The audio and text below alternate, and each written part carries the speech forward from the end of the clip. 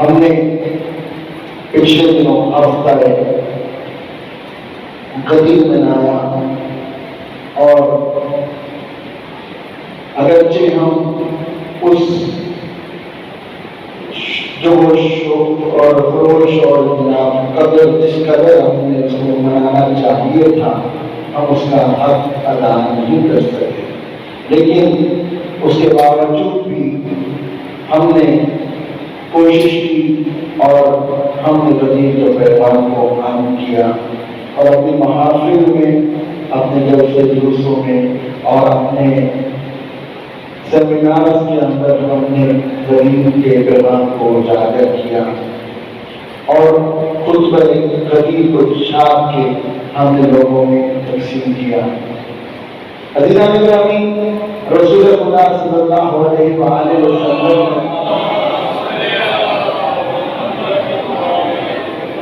غدیر کے اندر اپنے ولی، اپنے جانشین، اپنے نائب اور اپنے خلیفہ کا اعلان کر کے ہمیں صراط مستقیم کا بتایا۔ پھر مولا کائنات کی ولایت کا اعلان کر کے سلسلہ نبوت کے بعد ایک نئے سلسلہ امامت کی طرف متوجہ کیا، اور پھر بھی اپنی امت کو ایسے ہی چھوڑ دیا۔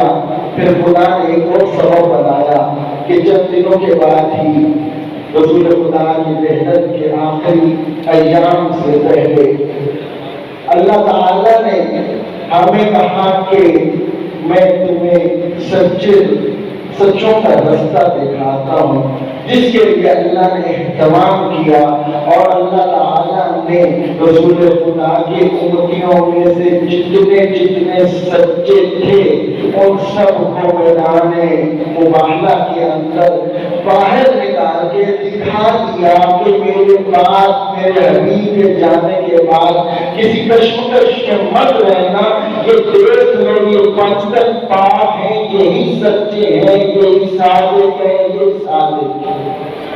نعرہ تکبیر، اللہ نعرہ رسالت، نعرہ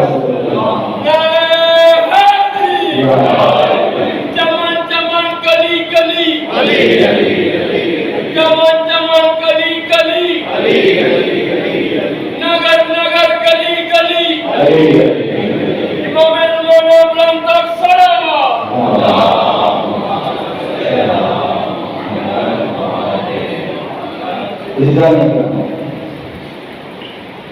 دعا کریں پروردگار، ہمیں جو اللہ نے صراط مستقیم دکھایا تھا ہم اسی پہ چارے سارے رہیں، اسی پہ چلتے رہیں، کیوں شیطان نے تو یہ اللہ تعالیٰ سے وعدہ کیا تھا، پروردگار تو مجھے قیامت تک زندگی دے، اور اللہ نے جب اسے زندگی دی تو اس نے کہا تھا میں تیرے نیک لوگوں کو تیرے سچے رستے سے بھٹکاؤں گا۔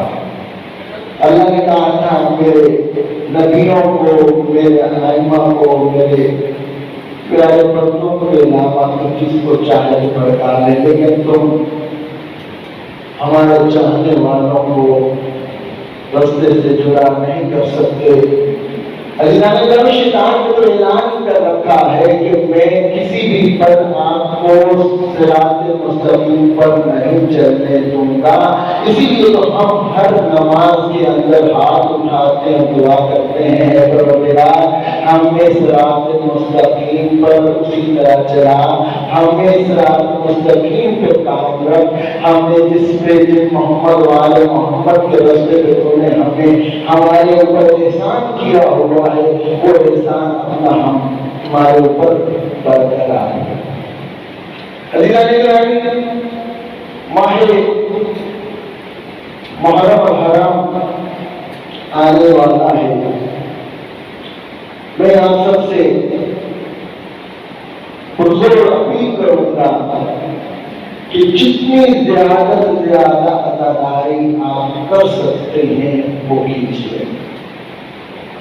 آپ کے آرام میں خلل آتا ہے، مزاج میں تھوڑا سی مشکلات کی ہے، آپ کے اوقات کے اندر کام کاج میں تھوڑی سی ڈسٹربنس آتی ہے، اس کی پرواہ مت کیجیے گا، کیونکہ اگر آپ محتاط ہیں تو اپنے چاروں طرف دیکھ لیں کہ دشمن نے آپ کے درمیان گھیرے کو تنگ کر دیا ہے اور ہر ممکن کوشش کی جا رہی ہے کہ یہ اداکاری کو کسی نہ کسی طریقے سے روکا جا سکے۔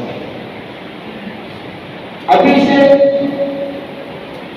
جبکہ ابھی ماہ محرم شروع نہیں ہوا، بلکہ آج سے 15 دن پہلے سے ہمارے پاس اتنی معلومات آئیں کہ فلانے ضلع میں، فلانے شہر میں، فلانے قصبے میں، فلانے صوبے کے اندر اتنی ایف آئی آر جو ہے کاٹ دی گئی ہیں، وہ بانیان مجالس کو پکڑ کے جنوں کے خلافوں میں سراسر کر دیا گیا ہے جھوٹے مقدمات میں، اور 2 سال سے جو جن کے لائسنس ہولڈرز تھے ان کا ہر سال کا طریقہ کار ہے، وہ لائسنس جو ہے وہ ہر سال ہی رینیول ہوتا ہے، 2 سال سے مشکلات کا شکار ہے کہ ان کا وہ لائسنس بھی رینیول نہیں کیا جا رہا، اور پھر اس سے بھی بڑی بات کی شیڈول فورس کے اندر مومنین کو ڈال کے ان کے اوپر سختیاں جو ہے وہ بڑھائی جا رہی ہیں۔ عزیزان گرامی، ہمیں جاننا پڑے گا، ہمیں ادھر اپنے ارد کے تمام سازشوں کو ناکام کرنا پڑے گا، اور وہ اسی لیے اور تبھی ممکن ہو سکے گا جب ہم جانیں گے اور ہم ان کی جتنی بھی ان کی کوششیں ہیں ان کو ہم اداکاری کے اندر بھرپور شرکت کر کے ناکام ہوں۔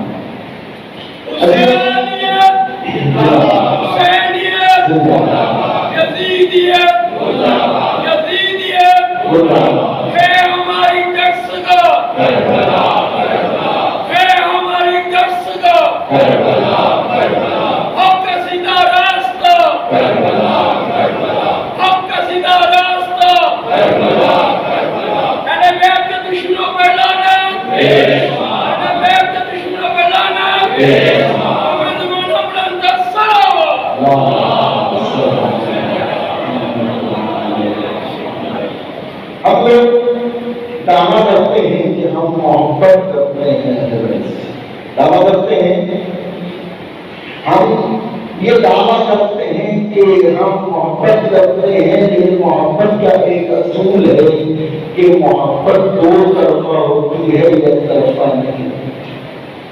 تو ہم جب اپنے گھروں سے نکلتے ہیں تو یہ دلیل ہوتی ہے کہ ہم محمد والے محمد سے جو محبت کرتے تھے اس کے دلیل کے طور پہ ہم گھر سے قدم باہر نکال کے یہ ثابت کرتے ہیں، یہ صرف دعویٰ نہیں، دلیل یہ گھروں سے نکل کر ہم نے آپ کی اداکاری اور آپ کے ہم کو زندہ رکھا ہے۔ رضانے گرامی، ہم تو محبت کریں اور دوسری طرف سے محبت کی امید نہ رکھیں، ایسے ہو نہیں سکتا۔ یہ ہستیاں ایسی ہیں کہ اپنے اوپر کیے احسان کو رکھتی ہے۔ عزیزان مومن کا اور جناب امیر المومنین علی ابن ابی طالب کی زیارت کرنے کے اندر صرف 1 پل کا فاصلہ، مومن کی آنکھ بند ہوتی ہے اور اس دنیا سے رخصت ہو کر قبر میں جاتا ہے، تو یہ ایک موت ایسی چیز ہے جو درمیان میں حائل ہے۔ نہیں تو جناب امیر المومنین کی زیارت ہمیں قبر میں ہوگی اور قبر میں جناب امیر المومنین کی شفاعت فرمائے گی۔ اور صرف اتنا نہیں، قبر کے اندر جناب امیر اور قبر کے بعد جناب زہرا سلام اللہ علیہا اپنے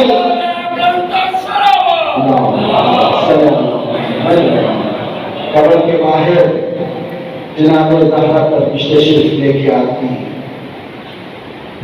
اور روایات میں ہم نے پڑھا کہ جب سے مومن قبر میں جاتا ہے تو اس کے اطراف کی 40 قبروں سے عذاب قبر اٹھا دیا جاتا ہے۔ پوچھتے ہیں کیا وجہ ہے؟ عذاب قبر کیوں ڈالی؟ کیا ہمارے پیچھے والوں نے ہمارے لیے کوئی خیر انجام دیا ہے؟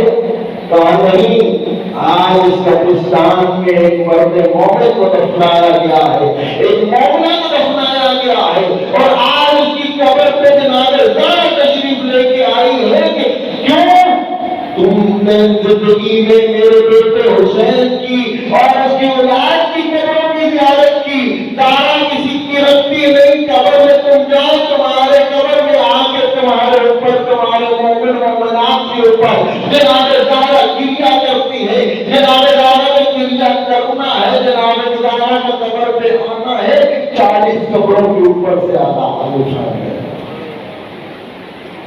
پھر عزاداری کوئی معمولی چیز نہیں ہے،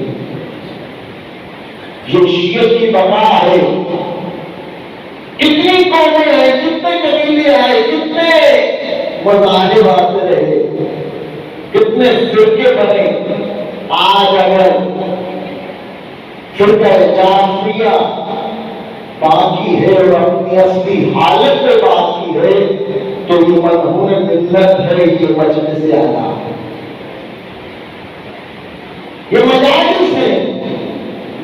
کبھی یہ اس چکر میں نہ پڑیے گا کہ مستحب ہے اور واجب ہے۔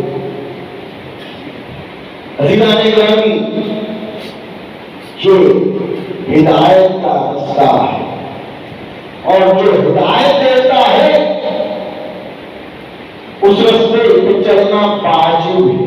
تو یہ عزاداری واجب سے بھی واجب ہے، جس کے اندر ہمیں ہدایت کا رستہ ملتا ہے، ہم انسان کو انسانیت کو پیدا کرنے کا جذبہ ملتا ہے، اس کے اندر قرآن کو کی حفاظت کا رستہ ملتا ہے، اس کے اندر اسلام کی بقا کا رستہ ملتا ہے۔ اس وجہ سے عزاداری کرنا واجب نہیں، موجب ہے۔ اور سیرت آئمہ سے ہمیں ثابت ہے کہ کربلا کے واقعہ کے بعد جناب زید سلام اللہ علیہ نے سب سے پہلی صفحے عذاب بچھائی، اور صرف صفحے عذاب نہیں بلکہ تورات میں تقسیم کیا، اور امام سجاد علیہ السلام نے اپنی زندگی کے اندر اپنے داماد کو، خاص اپنے والد امام سید الشہداء امام حسین علیہ السلام کی عزاداری کے لیے وقت کر دیا، اور خاص اہتمام ان مقامات پہ کرتے جہاں پہ لوگوں کا رش ہوتا۔ مینا کے اندر آج پہ امام زین العابدین علیہ السلام کی خطبات ملیں گے، عرفات کے اندر جہاں پہ تمام مسلمان اکٹھے ہوتے ہیں حج کرنے کے لیے، وہاں پہ آپ کو عزاداری ہوتی دکھائی دے گی، اہتمام ہوتا ہے۔ امام محمد باقر علیہ السلام نے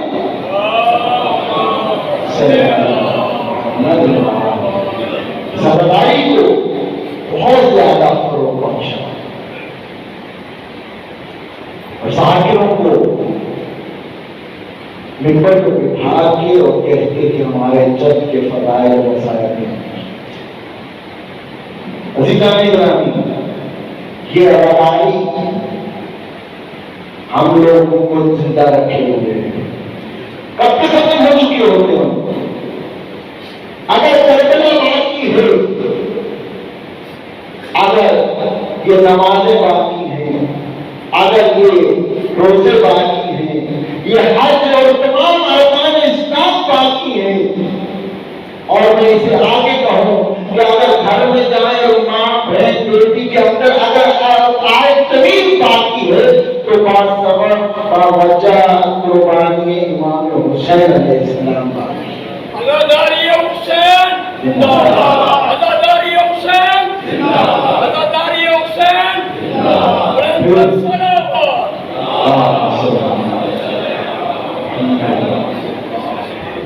یہ عزاداری کبھی معمولی نہ جاننے کا، جو یہ مجلس کرواتا ہے اور اس کا اہتمام کرتا ہے، روایات میں ملتا ہے اس کا کم از کم اجر اس پہ جنت واجب ہو جاتا ہے۔ اور جو ہمارے اپنے گھروں سے نکلتے ہیں، نکلا کیجیے، گھروں میں بیٹھ کے لائیو مجالس سن کے، ٹی ویوں پہ مجلس سن کے آپ علم تو حاصل کر سکتے ہیں، لیکن مجلس میں آ کے مجلس کی آپ خیر و برکات بھی حاصل کر سکتے۔ زیارت امام حسین علیہ السلام کے لیے کہا گیا زیارت امام حسین کیا کرو، صبح شام کیا کرو، ہر روز کیا کرو، کربلا کی طرف رک کر کے السلام علیکم ابا عبداللہ کا علیہ کرو، زیارت کا ثواب مل جائے گا۔ لیکن اس کے باوجود یہ بھی کہا گیا قبر امام حسین کی زیارت کے لیے سفر پہ جاؤ، چاہے آپ کو نمک سے کھانا بھی نہیں کھانا۔ اگر ٹی ویوں پہ بیٹھ کے، موبائلوں پہ بیٹھ کے لائیو مجالس سن کے اکتفا ہو جاتا تو یہاں پہ زیارت پڑھ کے بھی اکتفا ہو جاتا، یہ سفر بند کر دیجیے۔ آپ ان کی خیر و برکات کو بھی سمیٹ سکتے۔ امام معصوم سے روایت ہے کہ جو شخص ہمارے جد امام حسین علیہ السلام کی مجلس کے اندر شریک ہونے کے لیے اپنے گھر سے نکلتا ہے، ایک قدم اٹھانے سے 90,000 نیکیاں اس کے حساب میں لکھ دی جاتی ہیں اور اتنے ہی گناہ اس کے معاف کر دیے جاتے ہیں۔ اور جو مجلس امام حسین میں آگے گریہ کرتا ہے تو پروردگار اس کے بدلے میں اگر دریاؤں کی جھاگ کے برابر بھی اس کے گناہ ہوں گے تو پروردگار ان کو معاف کر دے۔ عزیزان گرامی، خیر و برکات کو مت فراموش کیجیے گا۔ اللہ تعالیٰ اجتماعیت کو پسند کرتا ہے۔ یہ نماز جمعہ کس لیے، نماز عید کس لیے؟ تاکہ مومن آپس میں ملاقات کریں، ایک دوسرے کی خیریت دریافت کریں، ایک دوسرے کے بارے میں پوچھیں۔ جو مومن نہیں آتا اس کی خیریت دریافت کرنے کے لیے اس کے گھر جائیں۔ اگر کسی مشکل میں ہے تو اس کی مشکل آسان کیجیے۔ عزیزان گرامی، مولا امیر المومنین علیہ السلام فرماتے ہیں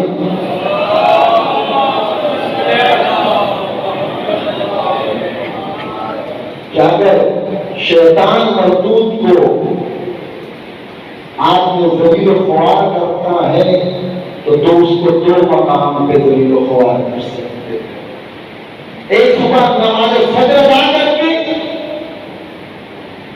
کہ جب کوئی شخص فجر کی نماز کے لیے اٹھتا ہے تو شیطان کی ناک جو ہے اس سے وہ لکیریں نکالتا ہے، یعنی وہ ذلیل خوار ہو جاتا ہے۔ کہتے ہیں میں نے اتنی دھمکیاں دی ہیں اس کو سلانے کے لیے کہ ابھی وقت باقی ہے، ابھی سو جا، ابھی سو جا، ابھی سو جا۔ اور جب اٹھ کے مسلح عبادت پہ اللہ اکبر و سبحان ربی العظیم و بحمدہ پڑھتا ہے تو یہاں پہ شیطان ذلیل و خوار ہوتا ہے۔ اور دوسرا وہ مقام جہاں پہ صلی اللہ علیہ محمد و آلہ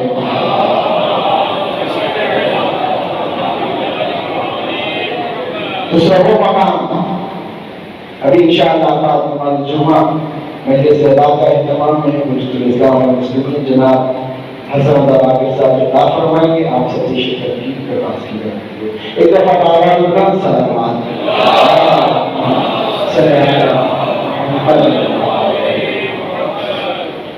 دوسرا وہ مقام جہاں پہ مومن ایک دوسرے سے مصافحہ کرتا ہے، جب مومن ایک دوسرے کے پاس آتا ہے، ملتا ہے تو شیطان ذلیل رسوا کر دیا جاتا ہے کہ میں نے تو اتنی کوشش کی تھی ان میں جدائی ڈالنے کی، نفاق ڈالنے کی، ایک دوسرے کے بارے میں غلط فہمیاں ڈالنے کی، لیکن پھر بھی یہ بڑھ کے ایک دوسرے سے مل رہے ہیں۔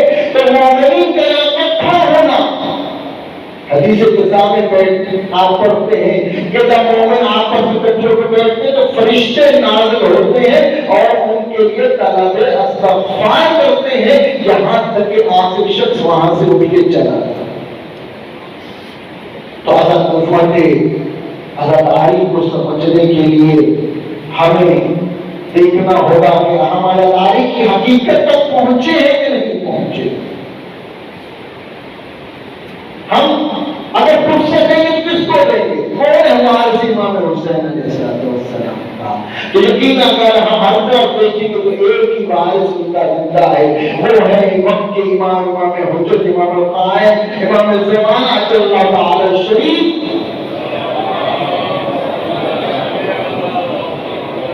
ہم ان کو فرصہ دیتے ہیں، ہم ان کو فرصہ دیں گے کہ مولا آپ کو آ کے چچے امام حسین علیہ السلام کی ابھی قربانی کا فرصہ پیش کر۔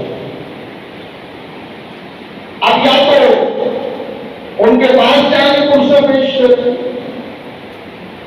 یا پھر ان کو بلا کے فرصہ پیش کر۔ تو کون سا راستہ آسان ہے؟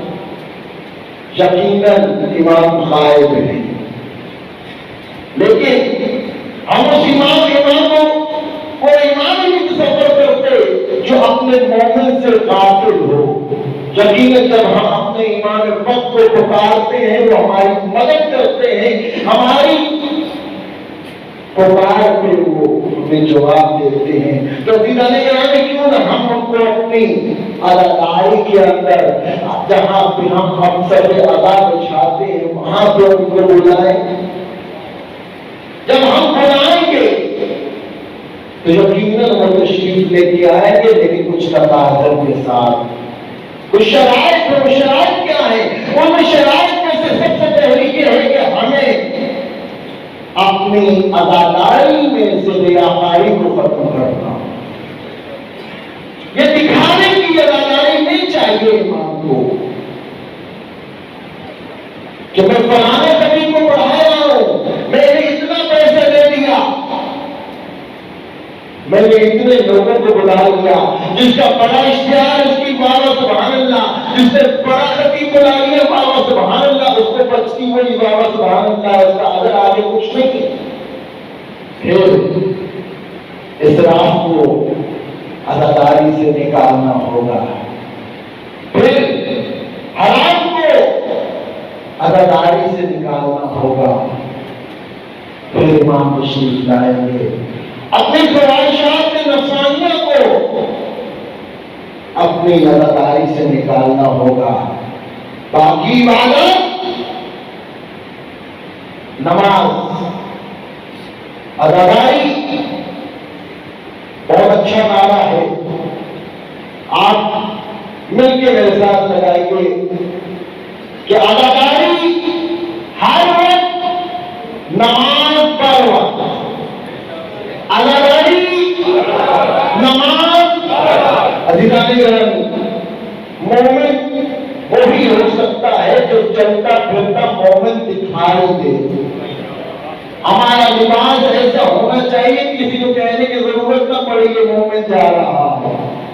ہماری خواتین کو پردے کا ایسا لحاظ رکھنا چاہیے کہ جاتی پتہ لگے کہ یہ کنیزان زہرا جا رہی ہے۔ ایسا نہ ہو کہ تمام مالز کے اندر جتنے برینڈوں نے اپنے